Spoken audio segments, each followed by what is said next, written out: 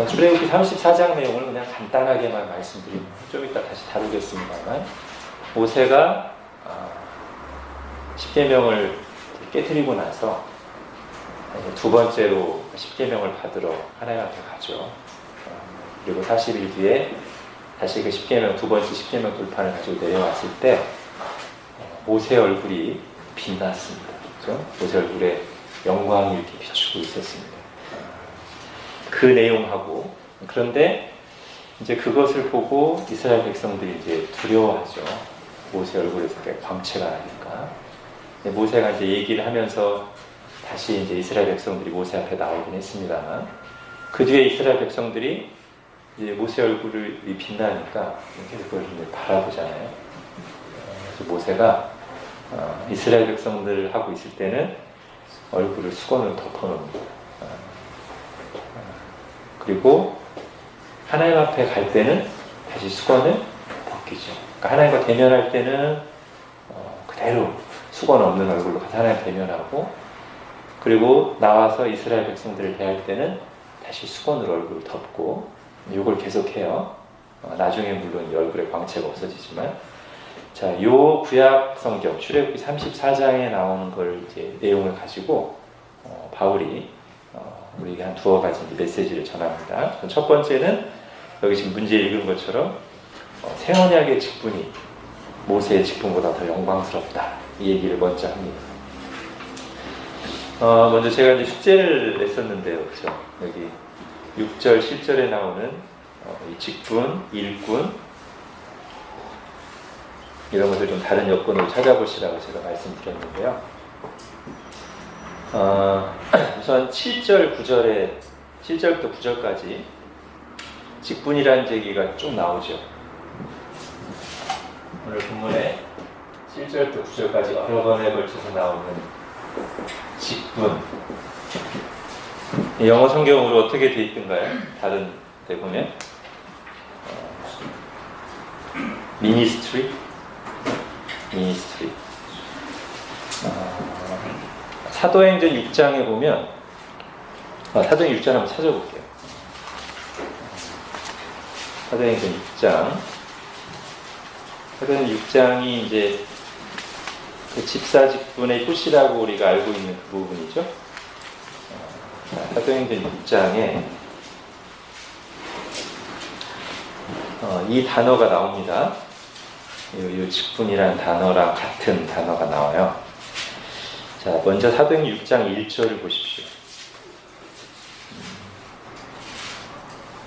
6장 1절에 뒷부분에 자기의 과부들이 매일의 구제에 빠짐으로 히브리파 사람들을 원망했다. 아마 여러분 성경에도 그 구제에 숫자가 붙어 있고 밑에 각주로 뭐라고 나와 있을 거예요, 그죠? 헬 하고 뭐라고 돼 있죠? 봉사, 그죠? 그러니까 이건 약간 좀 아쉬운 번역입니다. 자기의 과부들이 매일의 봉사에 빠졌어요. 자, 그 다음에 6장 4절에 보십시오. 6장 4절에 보면 사도들이 그 일을, 식탁 봉사를, 물질 봉사를 세운 사람들에게 맡기겠고, 자기들은 오로지 기도하는 일과 말씀 사역에 힘쓰리라. 여러분 성경에도 말씀 사역에 또 각주가 있죠? 뭐라고 되어 있습니까? 말씀의 봉사에, 그죠? 그러니까 지금 6장 2절에 나온 그 구제, 봉사라고 했고, 6장 4절에 나오는 말씀 사역, 이게 둘 다가 같은 단어예요. 그게 뭐냐면 영어로 미니스트리라고 되어 있고, 사역이죠. 보통 미니스트리가 우리가 사역이라고 말하잖아요.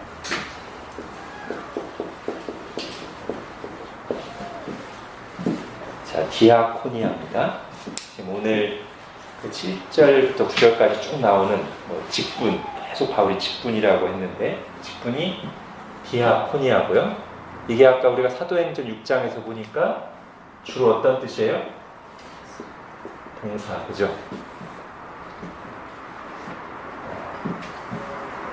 직무, 사역, 그런 뜻입니다. 자, 그런가 하면 이제 고린도 후서로 다시 오셔서 자 6절에 보면 새 언약 우리를 새 언약의 일꾼 되기에 만족하게 하셨습니다. 일꾼이 나오죠. 6절에. 이거는 영어 성경에 미니스터라고 되어 있기도 하고요. 어느 영어 성경에는 servant라고 되어 있습니다. 종. 이거는 디아코노스. 네, 디아코노스.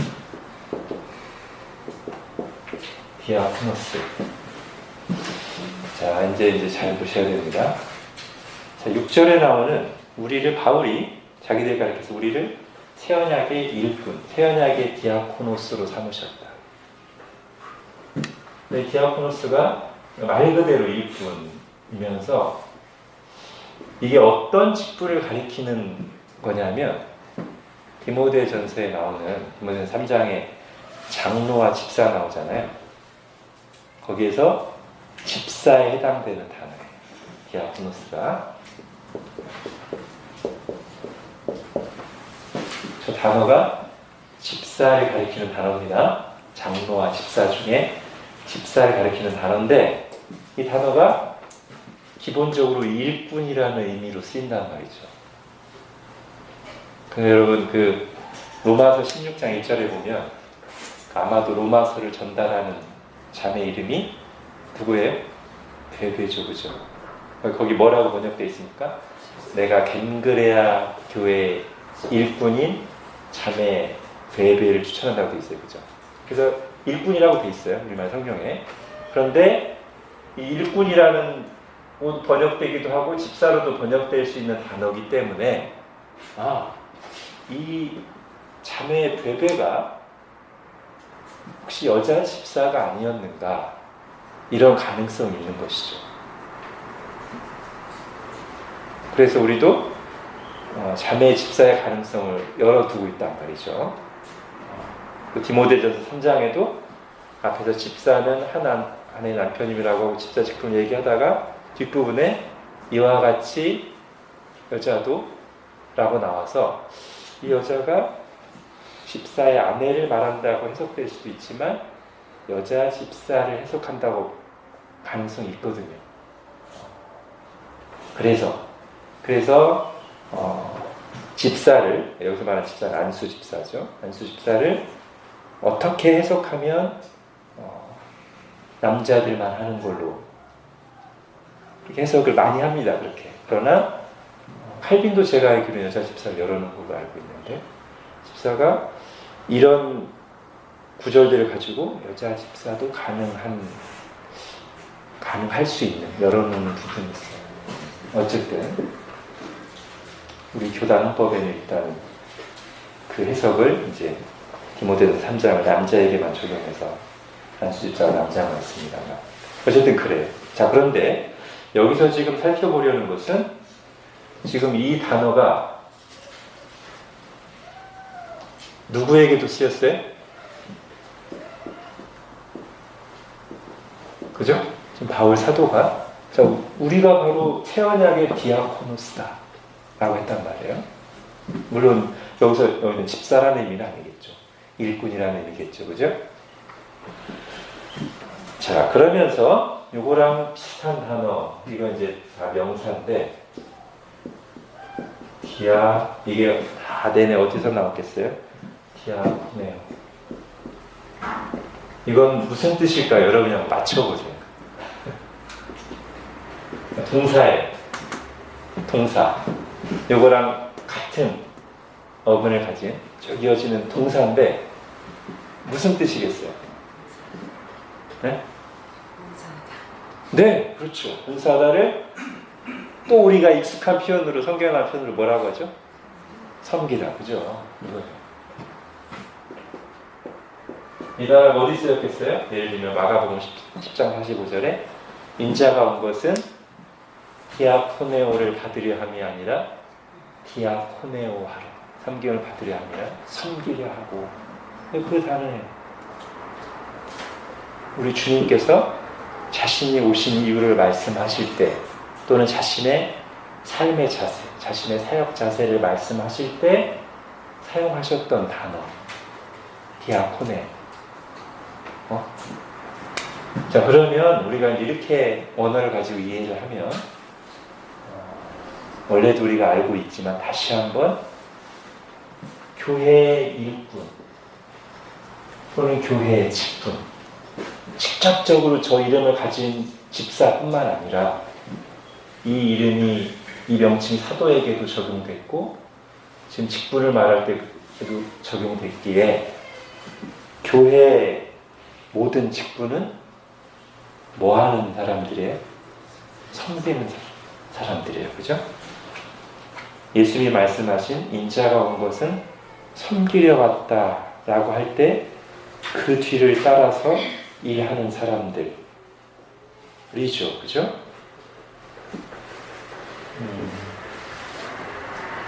그리고 이게 이제 마가복음 10장 45절에 나온다고 했는데 이게 이제 어떤 문맥에서 주님이 이 말씀을 하셨죠?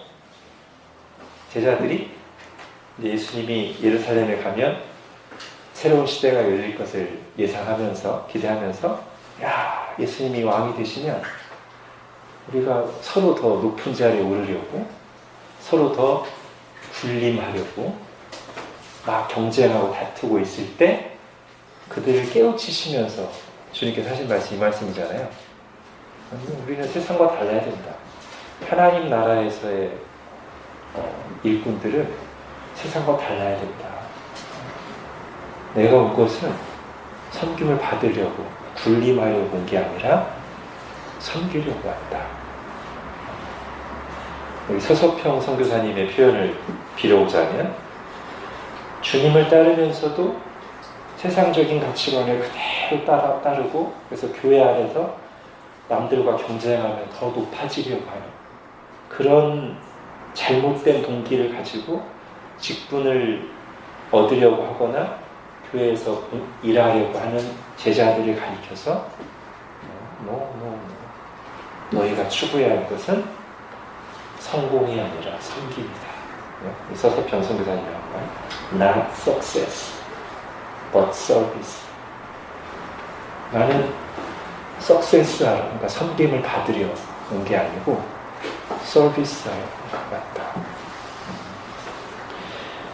자, 교회 직분으로의 부르심. 좀 더 포괄적으로 하면 신자의 부르심은 우리 주 예수 그리스도를 따르는 것인데 그것은 세상적인 가치관을 따라 더 높이 오르고 성공하고 그러는 것이 아니라 나의 섬김으로써 다른 사람들을 살리고 세우는 거죠. 나의 섬김으로써 주님의 몸된 교회를 세우는 거죠. 그게 직분이죠. 그게 부르심이죠. 우리 주님께서 그러신 것처럼 우리 주님께서 자기 목숨을 많은 사람의 대속물로 주심으로 다른 사람을 살리시고 자기가 죽으신 것처럼 자신의 몸된 교회를 자기 피값으로 사신 것처럼 그러기 위해서 주님께서 낮아지시고 종이 되시고 죽으신 것처럼 그것을 위해서 세운 사람들이 교회 직분자고 또 동일한 부르심을 받은 사람들이 신자들이죠. 그렇죠? 우리가 이것을 잘 기억해야 됩니다. 이렇게 교회 직분을 이해하지 않으니까 늘 어려움이 발생하는 거죠. 제자들 가운데 갈등이 일어나고 싸움이 일어났듯이 교회 안에서도 똑같이 제자들, 예수님의 이 말씀을 듣고 변화되기 이전에 제자들과 같은 마음으로 직분을 생각하면 교회를 생각하면 싸움이 날 수밖에 없어요. 시험이 될 수밖에 없어요. 닥쳤을 때 적용하려고 하면 힘듭니다. 지금 마음에 다 새겨놔서 직분은 섬기려고 있는 거지. 드러내고 내가 다른 사람보다 더 앞서서 뭐 하려고 인정받으려고 아니라 섬기려는 오직 그 목적으로 있는 것이지. 이걸 지금 잘 담아두셔야 돼요. 이제 우리가 정관도 제정했기 때문에 몇 년 뒤에 직분 선고를 할 텐데 그때 가서 적용하기 힘듭니다. 지금 잘 새겨놓으시기 바랍니다. 자, 일단 직분에 대해서 이렇게 하고요. 자, 이제 이 내용으로 들어가겠습니다. 자, 추천서에 대한 논의가 3장 앞부분에서 이제 추천서 얘기를 하면서 논의가 어떻게 새 언약 직분의 영광스러움으로 연결되고 있습니까? 그리고 새 언약의 일꾼이 모세가 감당했던 직무보다 더 영광스러운 이유가 무엇입니까? 우리 지난주에 이 3장 앞부분을 하면서 바울이 어떤 마음을 가지고 어떤 계획을 가지고 지금 자신의 논지를 펼쳐가고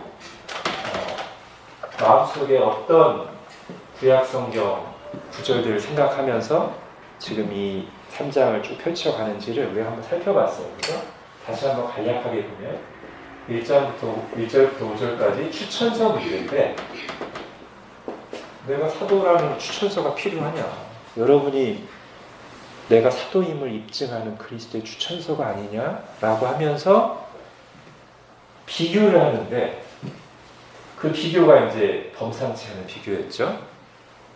일반 어떤 양피지나 파피루스에 쓴 그런 추천서가 아니라 어디에 쓴 거랑 비교해요? 돌판에 쓴 거. 그리고 여기는 영어로 마음판에 쓴 거.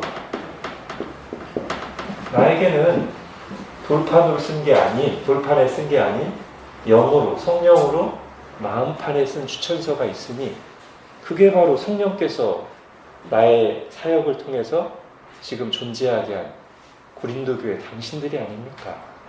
이렇게 한 거잖아요. 자, 그러면서 바울이 지난주에 이걸 좀 많이 했는데 이미 앞부분에서부터 이 단어를 사용할 때는 바울은 앞으로 어떤 얘기를 쭉 펼쳐가려고 하는 거예요. 이 돌판은 결국 십계명 돌판을 가리키는 건데 그리고 이것은 영어로 마음판, 이것은 지난주에 살펴봤지만 아마 바울의 마음속에 예레미야 31장은 분명히 있었을 것이고 에스겔 36장도 있었을 가능성이 많은데 여기서 온 말들이죠. 그렇죠? 이게 다 뭐에, 어떤 거에 대한 내용입니까? 새언약 시대에 펼쳐진 우리에게 임할 은혜를 말하는 거잖아요. 그렇죠? 그리고 실제로 바울 6절에서 우리가 새언약의 일꾼이라고 얘기했고요. 그러니까 바울은 지금 새언약, 본인이 새언약의 일꾼이라는 것을 생각하면서 이것과 좀 비교하고 싶은 거예요. 앞으로 이야기를 펼쳐나가면서 단순히 나 사도 맞아 라는 정도에서 그치는 게 아니라 그보다 더 깊은 얘기를 하고 싶은 거예요. 뭐예요?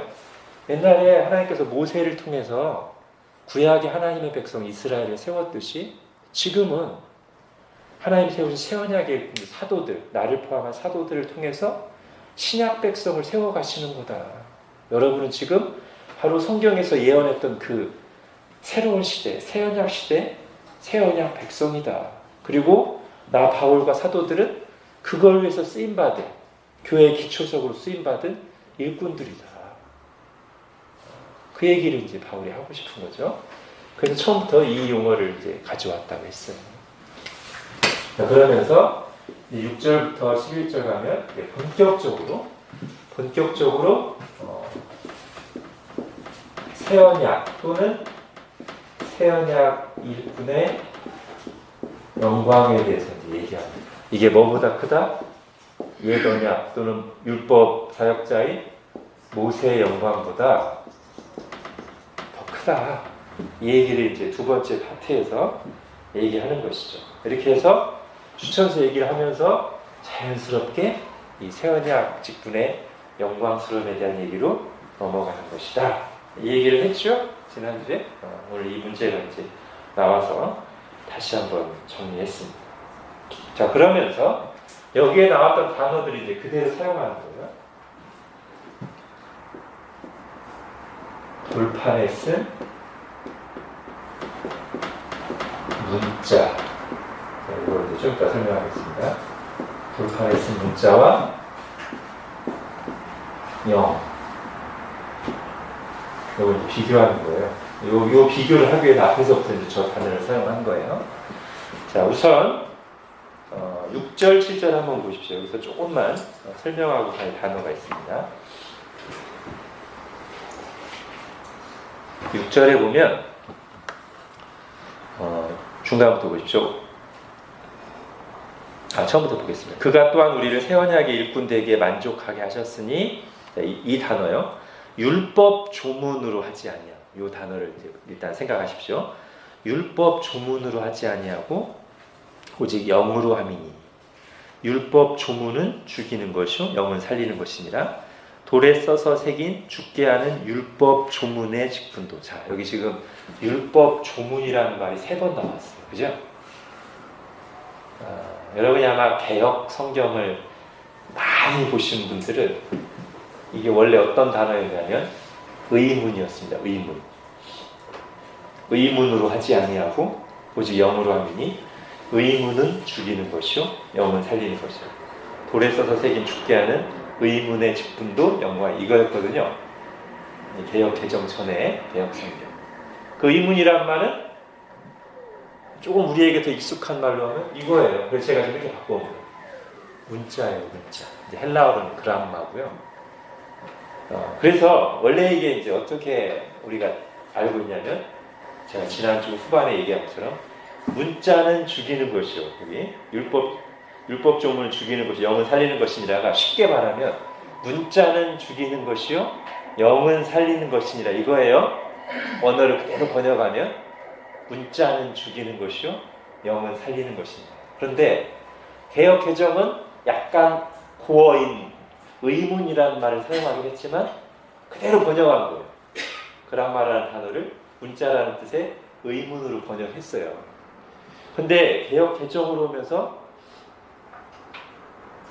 문자라고 하면 잘 맞을 텐데 좀 더 현대적인 용어인 율법 조문으로 바꿨어요. 이건 좀 해석이 들어간 번역이죠. 원어를 그대로 번역한 게 아니라 해석이 들어간 번역이에요. 그냥 제 추측입니다. 왜 이렇게 번역했을까?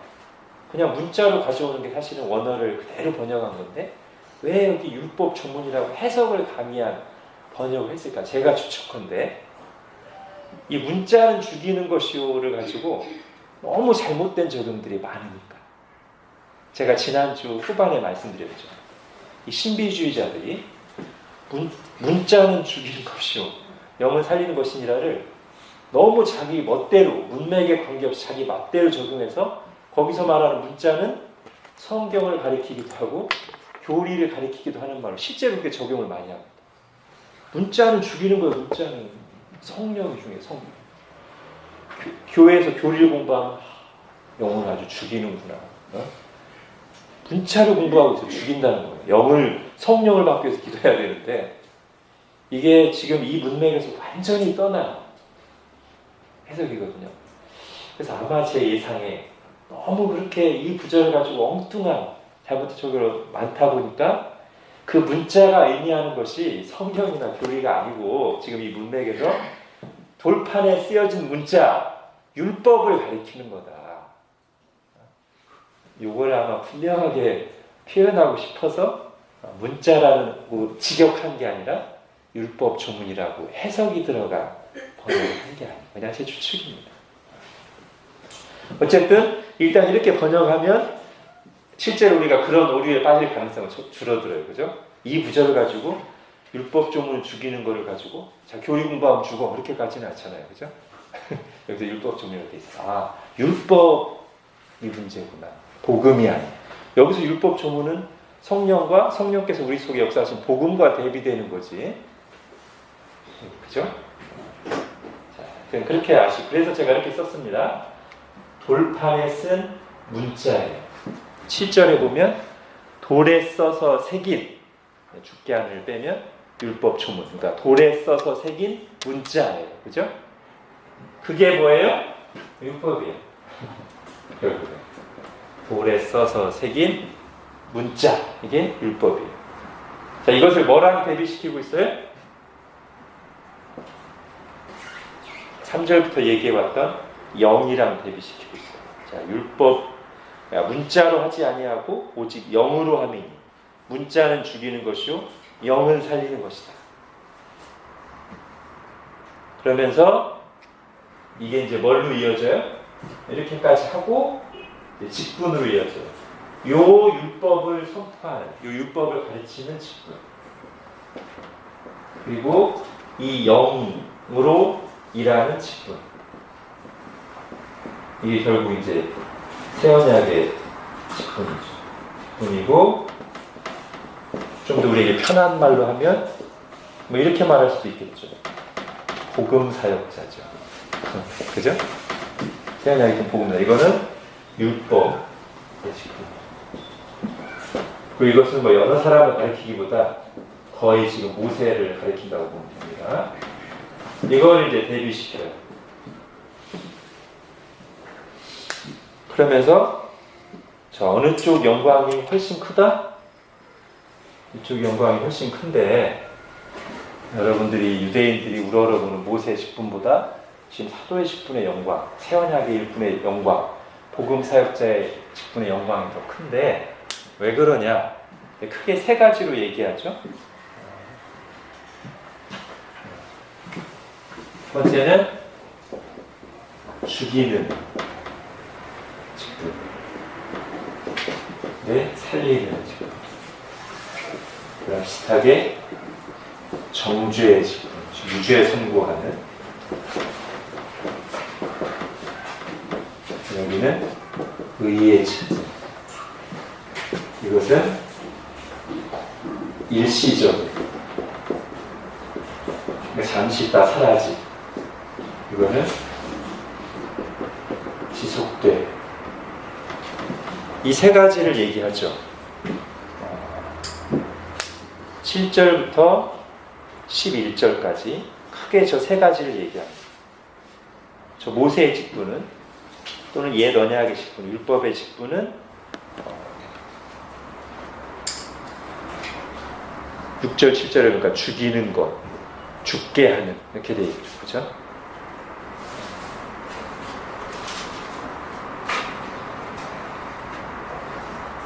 그러나 6절에 보면 영은 살리는 것이다. 죽이는 것과 살리는.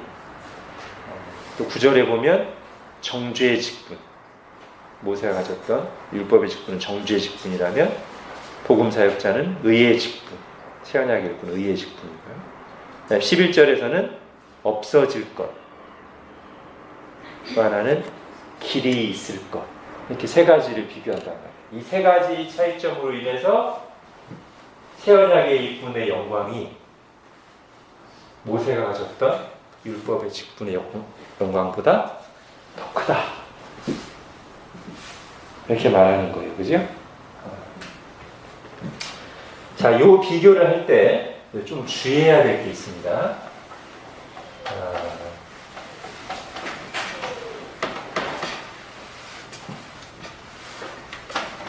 좀 주의해야 될 게 뭐냐면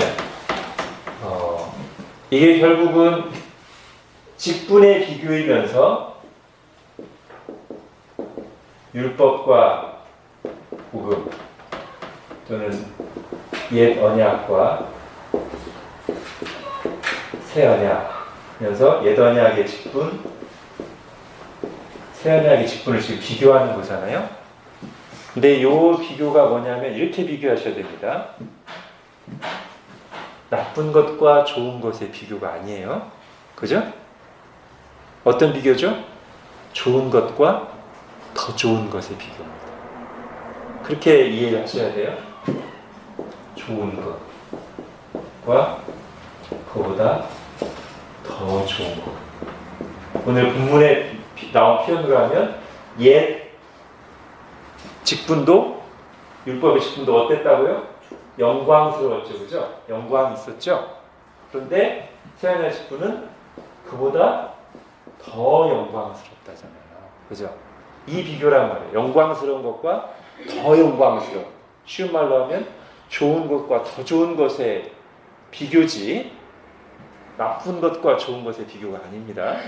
여기서 지금 요 말들이 약간 부정적인 느낌이 있다고 해서 나쁜 거라고 생각하면 안 돼요. 좋은 거예요. 그래서 영광이 있었단 말이에요. 모세 얼굴에도 영광이 비쳤잖아요. 근데 이게 더 영광스럽단 말이죠. 또 하나 주의할 것은 이제 이런 표현들 때문에 이거랑 이어지는 겁니다만 마치 이것에 대해서 부정적인 또는 복음과 아무 상관도 없는 것처럼 생각해도 그것도 잘못 이해하는 겁니다. 또 이렇게 말할 수 있겠죠. 좋은 것과 나쁜 것의 비교이고 영광스러운 것과 더 영광스러운 것의 비교이면서 이것은 결국 무슨 비교냐면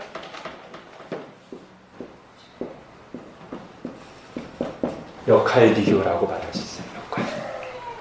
그래서 율법으로 죄를 깨닫게 해줘야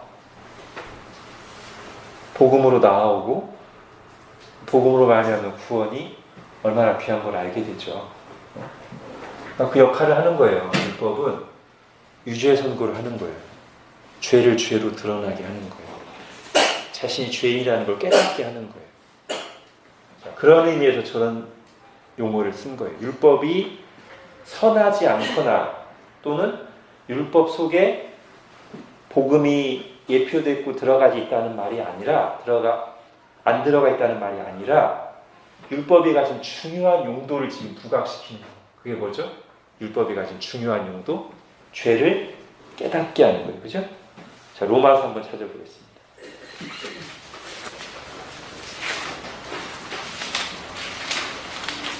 자, 우리는 반율법주의로 가면 안 되기 때문에 복음을 정말 복음적인 사람이 되어야 되지만 반율법주의로 가면 안 됩니다. 그렇기 때문에 지금 이걸 잘 들으셔야 돼요. 이게 나쁜 것과 좋은 것의 비교가 절대 아니에요.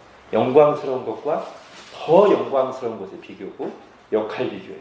자, 율법은 하나님으로부터 왔고 하나님의 성품을 반영한 것이 율법입니다. 그죠? 그러니까 율법은 선한 거예요. 그런데 문제는 율법은 선한데 그 율법을 행해야 될 우리가 악해서 또는 연약해서 결국 선한 율법과 우리가 맞닥뜨리면 이 율법이 하는 역할이 뭐냐면 우리의 죄를 드러내고 정죄하는 역할을 하게 된단 말이에요. 이거 선한 건데 선한 기준을 가지고 너에게 딱 대보니까 너의 악함이 드러나는구나. 그러니까 우리가 악한 거지 율법이 악한 게 아니죠. 그죠? 자, 로마서 3장 20절 보겠습니다.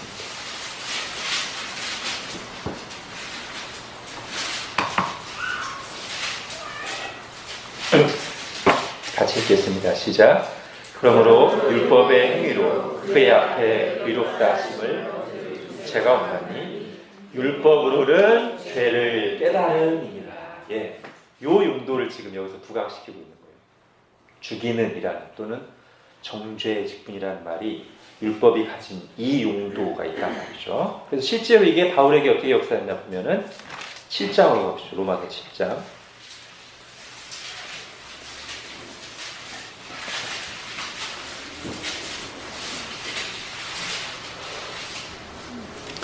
로마서 7장. 먼저 율법관을 보면 12절. 로마서 7장 12절에 이로보건대 율법은 거룩하고 계명도 거룩하고 의로우며 선하도다. 그러죠?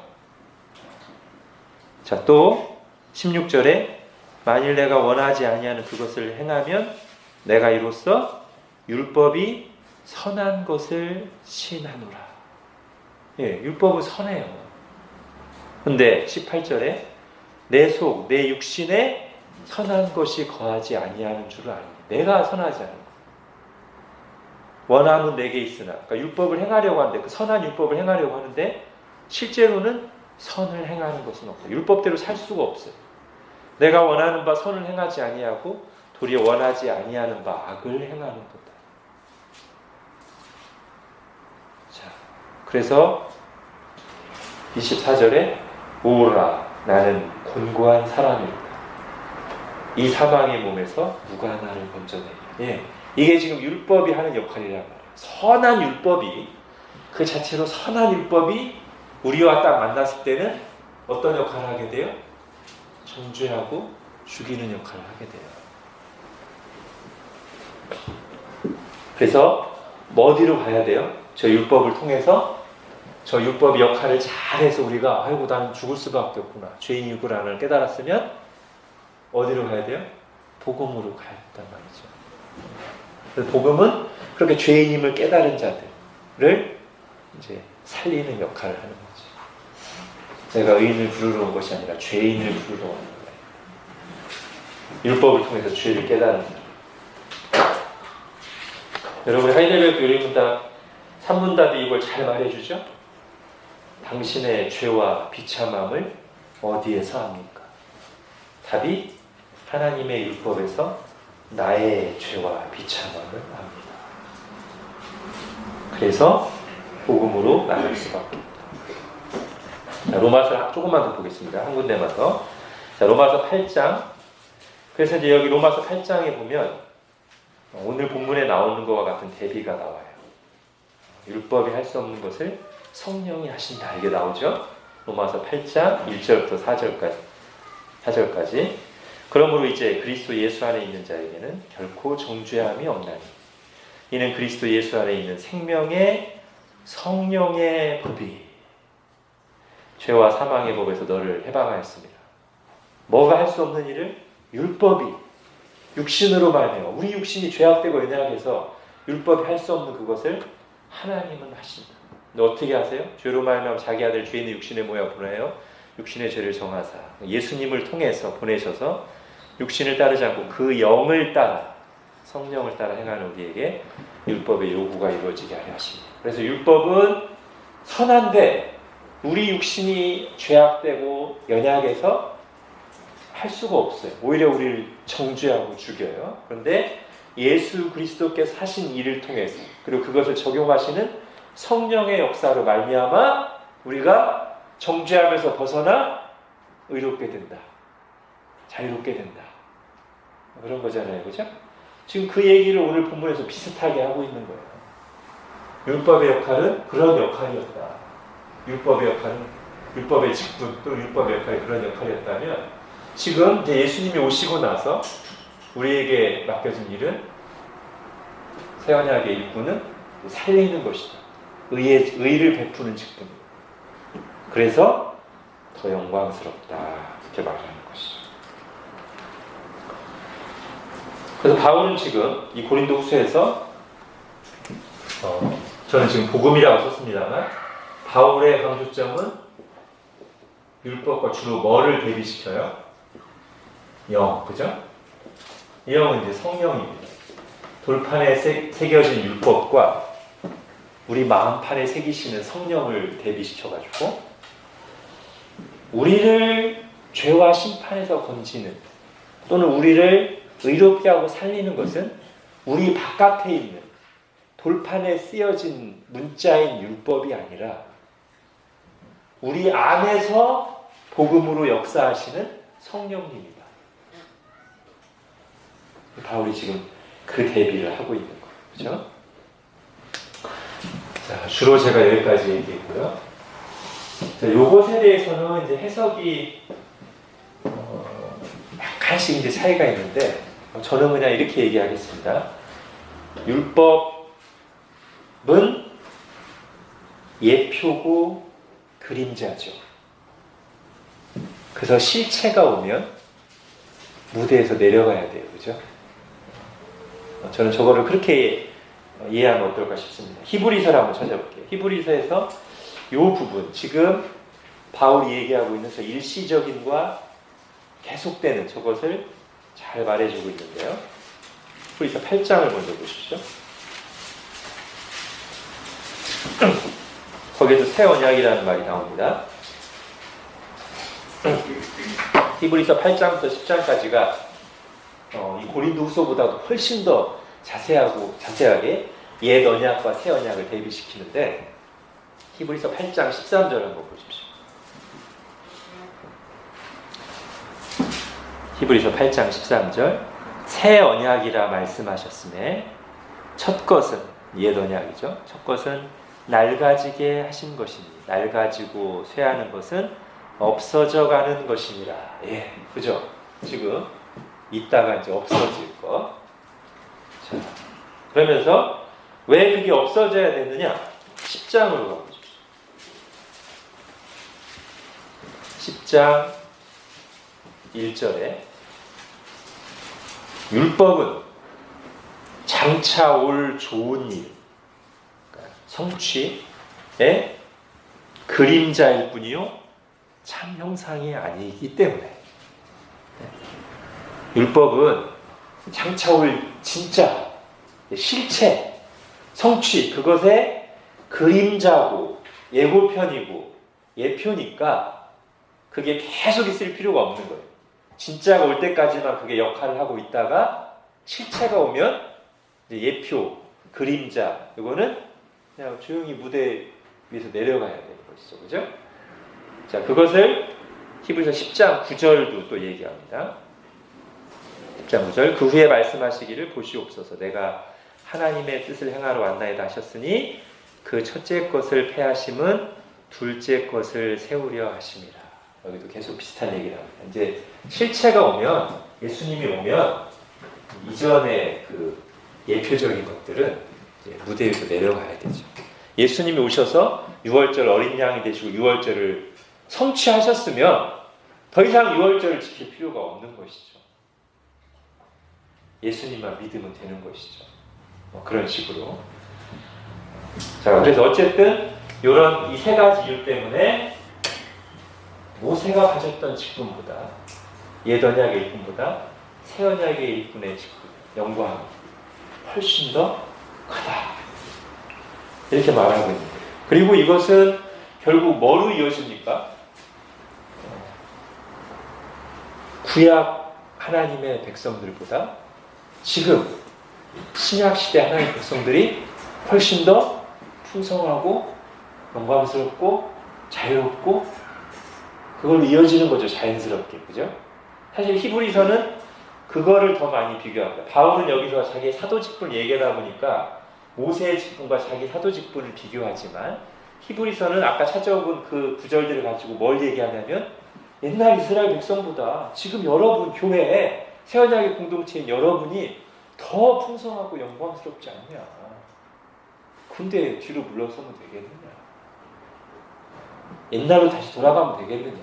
옛 언약 율법 지키는 대로 다시 가면 되겠느냐. 지금 훨씬 더 성취의 시대가 와서 자유롭고 풍성하고 은혜로운 시대에 살고 있는 여러분이 그거잖아요. 히브리서는. 그렇죠? 사실 이제 바울도 직분 얘기를 하면서 이렇게 비교하고 있지는 않지만 이걸 쭉 따라가다 보면 결국 이게 교회에도 적용돼서 고린도 교회요. 여러분은 지금 이 새 언약의 일꾼인 사도들의 터 위에 세워진 영광스러운 새 언약의 공동체가 아닙니까? 이 얘기까지 적용이 되는 것이죠. 그리고 우리가 바로 그 사람들이죠. 구약 시대에 그토록 고대하던 시대가 바로 지금 우리 시대예요. 매년 또는 자주 짐승을 잡으면서 짐승의 피를 흘리면서 언제 이 실체가 오시나, 언제 그리스도가 오셔서 더 이상 이 예표적인 짐승 제사를 안 드리고 짐승 제사를 드리면서도 한 해 나갈 때마다 두렵고 떨림으로 나가는 것을 종식하고 언제 이제 완전한 보혈의 공로를 힘입어서 하나님 보좌 앞에 담대하게 나갈 수 있는가 라고 내다봤던 시대가 지금 우리 시대라. 그죠? 그래서 히브리서에서 우리가 때를 따라 돕는 은혜를 얻기 위하여 은혜의 보좌 앞에 담대히 나갈 것입니다. 우리가 그런 영광스러운 새 언약 공동체 하나님의 백성이죠. 예수 그리스도의 보배로 피로 구원받고 하나님의 자녀된 자로 담대히 나가 예배하고 구하고 성령님의 인도하심과 감화시키시는 은혜를 풍성하게 받는 하나님의 백성입니다. 자, 이제 고린도 후서 이제 세 번째, 마지막 세 번째 파트로 가면, 즉 12절부터 18절로 가면 요거랑 지금 이어서요. 이렇게 영광스러운 시대가 왔고 성취의 시대가 왔는데 아직도 옛 언약에 매여서 이 새 언약 시대의 영광에 동참하지 못하고 있는 이스라엘의 안타까움에 대해서 얘기하는 게 이제 세 번째 파트란 말이에요.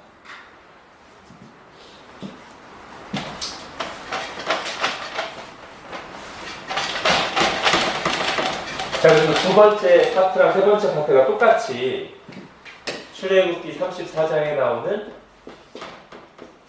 모세 이야기를 이제 지금 적용하는 건데, 모세 이야기의 첫 번째 적용은 뭐였어요? 모세 얼굴이 빛났던 거, 영광스러웠던 거를 다 가져와서 그런데 새언약 일꾼 모세도 그렇게 얼굴이 빛났지만 영광스러웠지만 우리는 그거보다 더 영광스러워, 이 얘기를 한 거예요.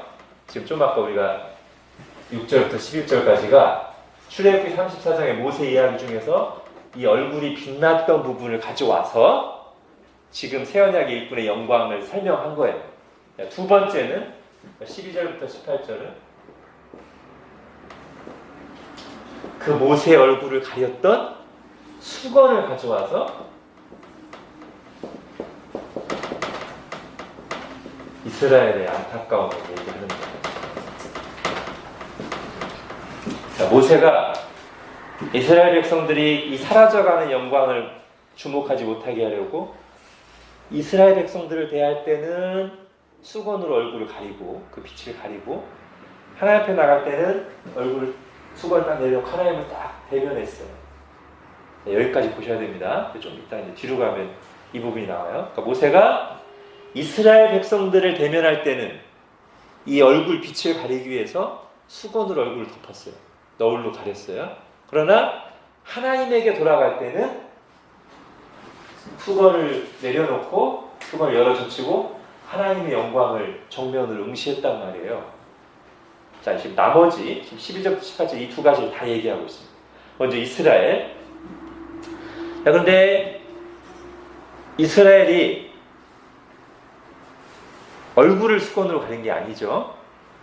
이제 여기서 똑같이 수건이라는 이걸 가져오긴 했지만 약간 달라요. 모세가 자기 얼굴의 영광을 보지 못하게 하려고 수건을 가렸어요. 근데 지금 이스라엘은 뭐냐면 그들의 마음에 수건이 덮여 있어서 복음의 빛을 못 본다는 거.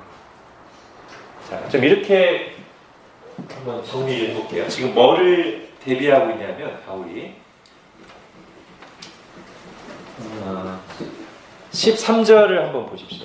13절을 우리는 모세가 이스라엘 자손들에게 장차 없어질 것에 결국을 주목하지 못하게 하려고 수건을 얼굴에 쓴 것 같이 하지 않는다.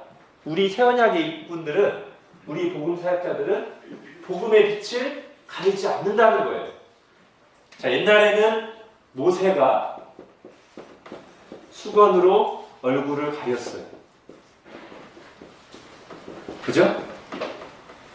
근데 지금은 새언약의 일꾼들은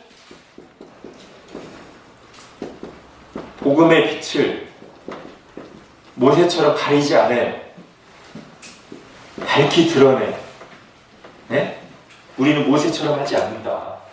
복음의 빛을 밝히 드러내요. 근데 문제는 수건이 어디에 있는 거예요?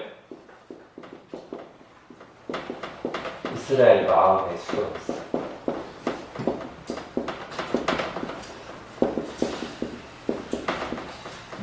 그러니까 모세는 자기 얼굴의 영광을 못 보게 하려고 가렸는데 우리는 그렇게 하지 않아. 우리는 복음의 빛을 밝히 드러내는데 이스라엘 마음이 완고해서 그들의 마음에 수건이 덮여 있어서 이 빛을 못 보는 거예요. 바울이 그 얘기를 하고 있어요. 그러니까 수건이라는 이 재료를 가져왔지만 약간 다른 겁니다. 공통적인 개념은 뭐예요? 빛을 가리는 역할이에요. 그죠? 빛을 못 보게 가리는 역할. 모세가 자기 얼굴의 영광, 빛을 못 보게 가리는 역할을 했는데 지금은 이스라엘의 마음이 완고해서 복음의 빛을 못 보게끔 자기들의 마음이 지금 가려져 있어요.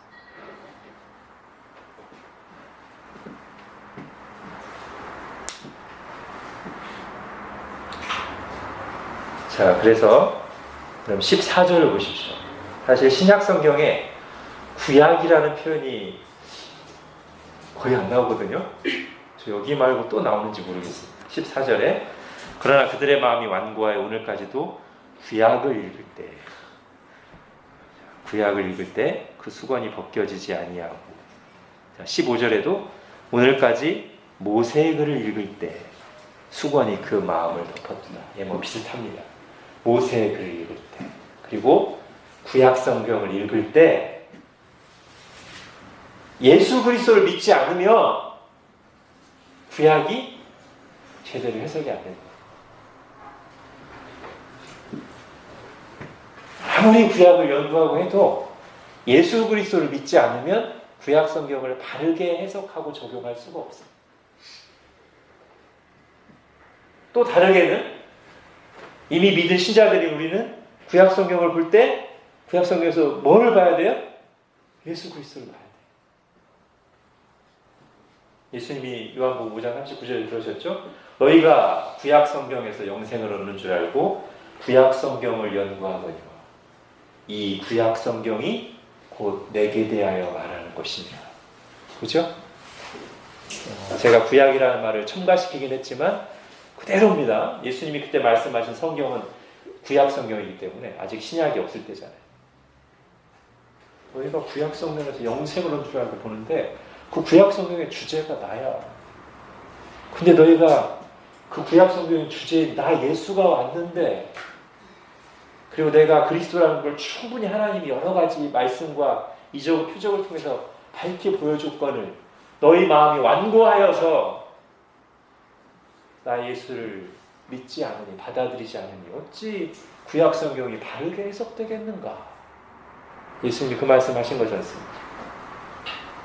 너희가 구약 성경에서 나 예수를 발견하지 못했는데 어떻게 구약 성경을 통해서 영생을 얻을 수 있겠는가? 그 말씀하시는 거죠, 그죠? 자, 해결책이 뭐예요? 14절에 그리스도 안에서, 그죠? 그 수건은 그리스도 안에서 없어진다. 16절에 언제든지 주께로 돌아가면 그 수건이 벗겨진다. 자, 이 두 가지 합치면 그리스도 안에서 주께로 돌아가는 수건이 벗겨진다.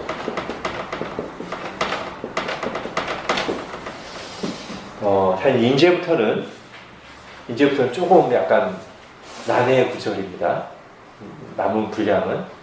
그리고 이거에 대해서는 좀 해석의 차이들이 약간씩은 있어요. 제가 이해한 대로 말씀드리겠습니다. 지금 16절부터 18절까지가 굉장히 어려운 구절이에요. 그리고 많은 이견들이 있어요. 아마 17절은 여러분들이 많이 알고 아마 인용하기도 하셨을 구절이에요. 그죠? 주는 영이시니 주의 영에 계신 분은 자유함이다. 이거 그냥 쉽게 말할 수 있지만 사실은 굉장히 어려운 구절입니다. 자, 우선 그냥 이 부분부터 할게요. 그리스도 안에서 지금 이스라엘 마음에 덮여있는 수건, 그래서 성경을 볼 때 바르게 해석하고 적용할 수 없는 그 상태가 어떻게 해야만 해결돼요? 그리스도 안에서 주께로 돌아가야만 수건이 벗겨진다. 자, 근데 여기서 일단 요거에 대해서 우리가 생각해야 돼요. 주께로 돌아가기. 요 주가 예수님입니까? 하나님입니까? 자, 이게 한 가지 이제 어려운 거예요. 그냥 우리가 쉽게 그냥 주께로 들어가면 당연히 예수님이지 이렇게 생각하기 쉬워요. 근데 그렇게 볼 근거 있어요? 없잖아요. 자, 제가 아까 요 부분에 대해서 말씀드릴 때 이렇게 얘기 드렸습니다. 모세가 이스라엘 백성들하고를 대면할 때는 얼굴을 수건으로 덮고 있다가 하나님께로 돌아가면 수건을 벗고 하나님의 영광을 대면한다. 자, 16절에 언제든지 주께로 돌아가면 그 수건이 벗겨지리다. 요게 그런 해석들을 많이 합니다. 그리고 저도 그거일 것 같아요. 이 16절과 18절 또는 16절부터 18절까지가 모세가 하나님 앞에 나가서 얼굴을 가렸던 수건을 내려놓고 하나님의 영광을 또는 하나님을 아무 가림막 없이 그대로 대면했던 그 내용을 지금 가져와서 16절부터 18절을 기록하고 있는 것처럼 보여요.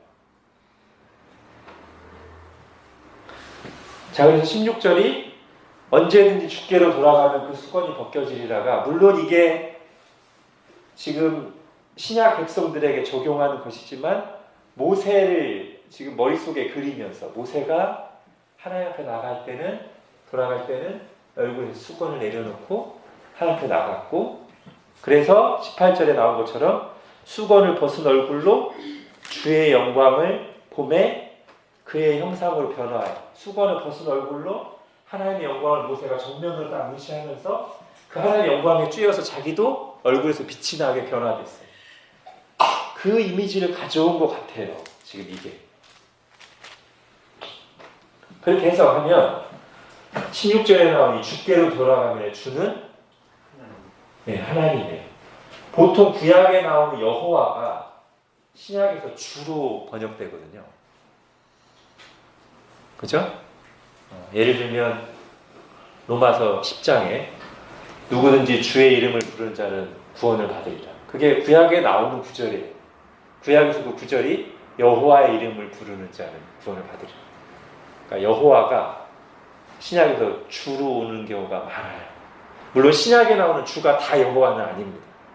그러나 구약 성경의 본문을 배경으로 하면서 주라는 말을 쓸 때는 그 주는 여호와를 가져온 주일 경우가 대부분이에요. 그러니까 지금 바울이 이 출애굽기 34장을 배경으로 해서 끝까지 지금 이 얘기를 쭉 하고 있기 때문에 이 주가 여호와로 보는 것 또는 하나님으로 보는 게 더 맞을 것 같아요. 그런 해석이 많아요. 그리고 저도 그렇게 생각해요. 그래서 제가 이것을 붙인 거예요. 어떻게 하나님께로 돌아가냐면 그리스도 안에서 하나님께로 돌아갈 때 수건이 벗겨진다.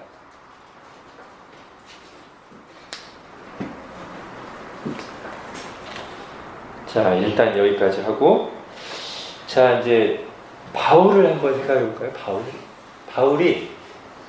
바울이 바로 이거를 아주 직접적으로 경험한 사람이에요. 그죠? 바울의 마음에도 수건, 두꺼운 수건이 있어가지고 누구보다도 구약에 열심히 공부했고 누구보다도 열심히 있게 그 율법대로 살려고 몸부림쳤지만 수건이 그 마음을 덮고 있어가지고 하나님을 대적하는, 하나님을 거스르는 악을 행하면서 살았어요. 그죠? 그런데 그가 그렇게 주님의 세언약 공동체 교회를 박해하고 율법의 거기서 벗어나지 못하고 있을 때 그리스도께서, 부활하신 주님께서 그를 찾아오셔서 만나주심으로 그가 그 그리스도 안에서 주께로 돌아가서 수건이 벗겨졌어요. 그래서 그의 눈이 열렸죠. 그래서 성경에 보면 그때 바울에게 어떤 체험이 있었어요? 그 그리스도의 영광을 보고 나서 눈이 멀었는데 사흘 뒤에 아나니아가 와서 바울에게 안수하니까 눈에서 비늘 같은 것이 벗겨지고 이제 눈을 떠서 보는 세상은 이전과 다른 세상이죠. 잠깐 사흘 동안 못 보다 보는 게 아니라 이전에 보는 것과 이제 완전히 다르게 보게 됐어요. 그걸 이제 상징적으로 보여주는 것이죠. 이전에는 맹인이었어요. 영적인 맹인이었다가 예수님이 찾아오셔서 그 예수님을 통해서 성경이든 세상이든 보니까 이제 완전히 새로운 것이죠. 바울에게 그 일이 일어났어요. 마음의 수건이 벗겨졌어요. 예수 그리스도를 만남을 통해서. 그리고 나서는 바울이 어떻게 됐죠? 예수쟁이가 됐습니다. 완전히 예수쟁이가 됐어요. 그리스도인이 되었어요. 그리스도의 사람이 되었어요. 그리스도 말고는 이제 아무것도 의미가 없는 사람이 되어버렸어요. 그리스도가 자기를 찾아오고 나서. 바울이 그것을 여러 군데에서 얘기했죠. 그죠? 아마 대표적으로 빌립보서에서 내가 그를 위하여 모든 것을 잃어버리고 배설물로 똥으로 여기고 그리스도를 얻고 그 안에서 발견되려 합니다. 수건이 마음속에 수건이 벗겨지고 나서 예수님을 만나고 나니까 이제는 주 예수보다도 귀한 것은 없네가 정말로 사실이 됐어요. 바울이.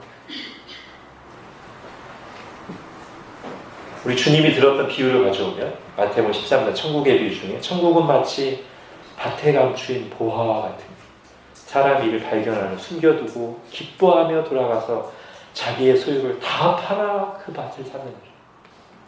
바울이 그래요. 그죠? 이를 발견한 예수 그리스도를 발견한 후 기뻐하여 자기의 모든 것을 다 잃어버리고 배설물로 여기며 그리스도를 얻고 그 안에서 발견되려.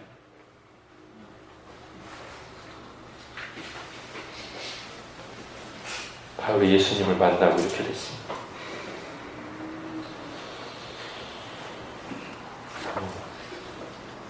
저는 이 말씀 준비하면서 이게 굉장히 다시 새삼스럽게 저한테 도전이 되고 감동이 됐습니다.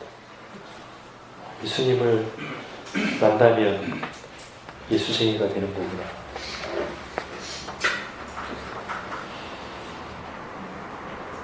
네, 우리가 이걸 잘 생각하고 적용해야 될 것 같아요. 우리 똑같은 은혜를 받았는데 주 예수보다 더 귀한 것은 없네. 정말 우리에게 사실이죠. 그죠? 사실이죠. 그렇게 살아야겠죠. 자, 이제 마지막 부분 하겠습니다. 아까 말씀드린 대로 어려운 부분이고요. 그래서 저도 지금 제가 설명드리는 것을 100%라고 말씀드리진 않겠습니다.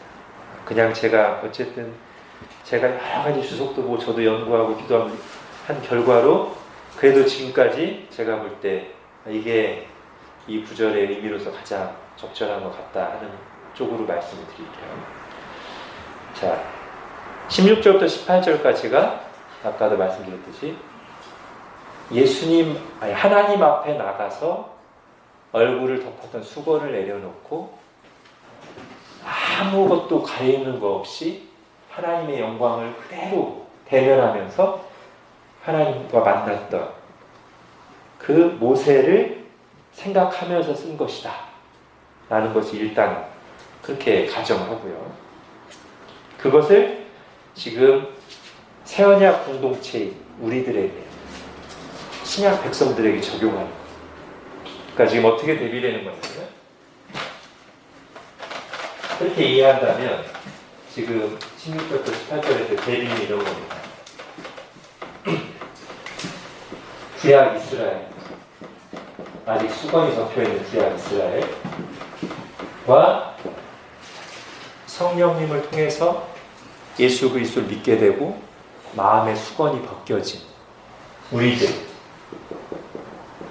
신약 백성, 교회, 우리들을 가리키는 건데 여기서 지금 바울이 어떤 식으로 얘기하는 거냐면 우리들의 이게 지금 실현된 영광스러운 현실,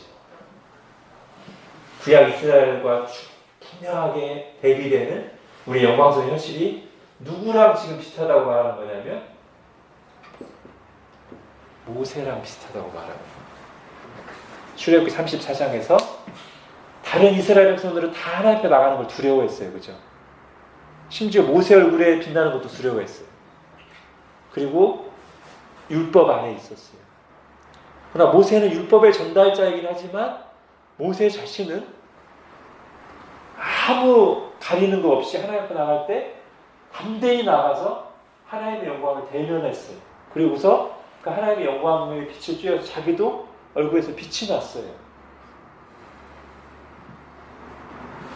근데 신약 백성들이 바로 그거와 비슷하다는 것이죠.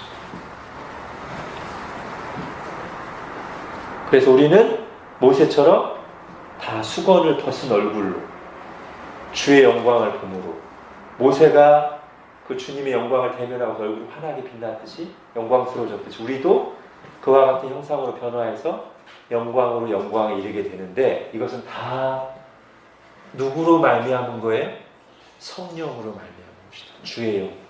이 새언약 공동체에게 새언약 백성들에게 약속된 지금 고린도서 3장에 바울이 계속 얘기해온 영 다른 말로 하면 성령님을 통해서 우리는 그런 영광스러운 상황에 오게 되었다.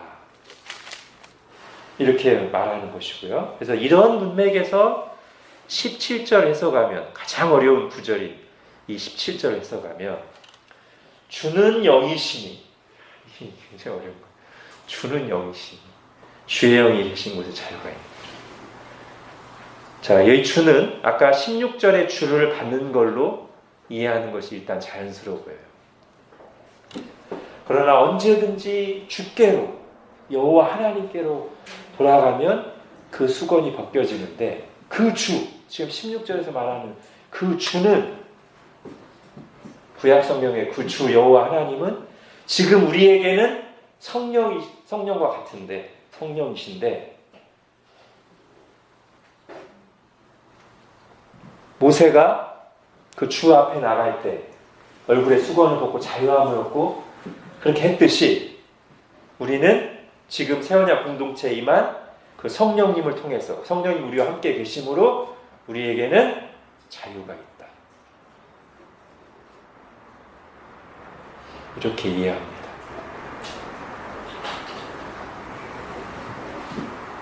그래서 주는 영이시니에서 영을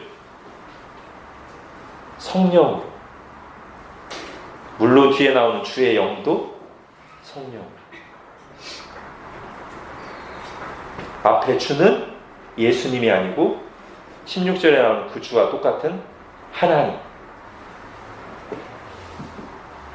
그래서 지금 여기 나온 것처럼 모세가 그 주 여호와 하나님께 나가서 수건을 벗고 자유롭게 하나님을 예배했던 그 영광을 경험했던 것처럼 우리는 이 새언약 공동체에 약속된 성령님이 우리와 함께 계심으로 자유롭게 하나님께 나가서 하나님을 예배하고 주의 영광을 맛본다.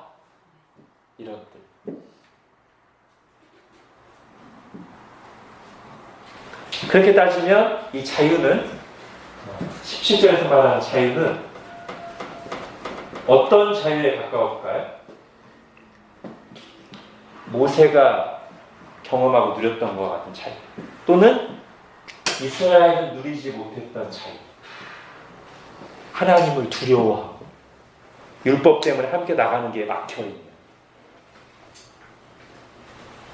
그러나 우리는 모세처럼 자유롭게 두려움 없이 그리스도를 의지해서 두려움 없이 하나님 앞에 나가서 담대하게 하나님을 만나고 섬길 수 있는 그 자유.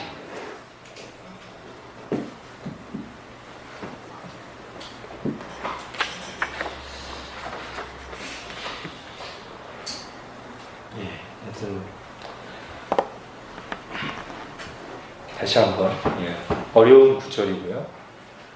다른 해석들도 있습니다.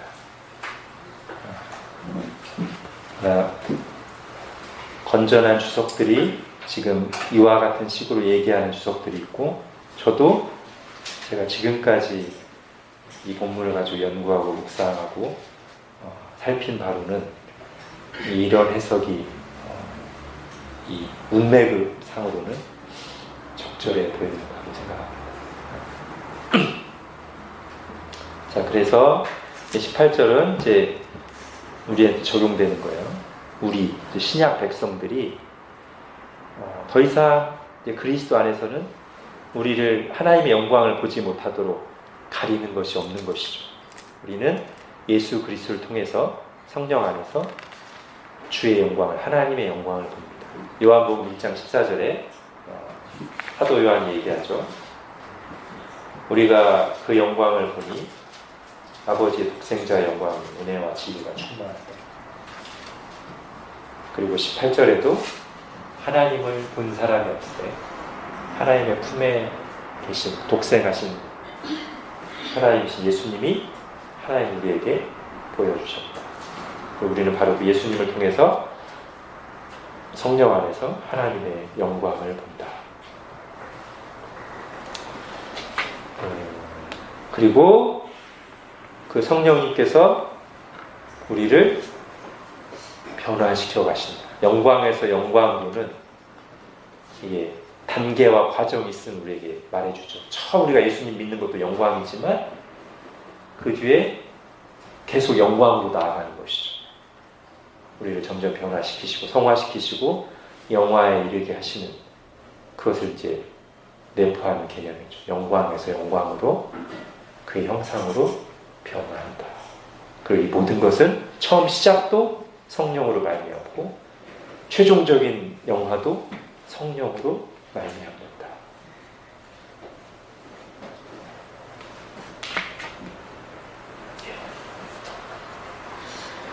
이 정도 하겠습니다.